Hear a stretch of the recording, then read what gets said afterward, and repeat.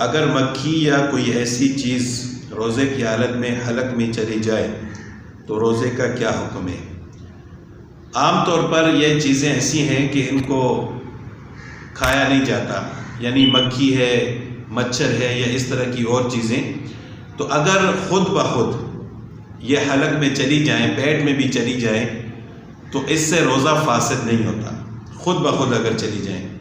لیکن اگر کوئی شخص جان بوجھ کر ایسا کرتا ہے تو پھر اس کا روزہ فاسد ہو جائے گا۔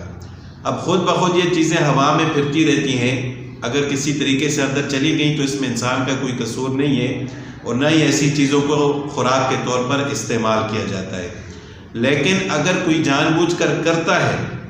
تو اگرچہ خوراک کے طور پر استعمال نہیں کیا جاتا، لیکن جان بوجھ کر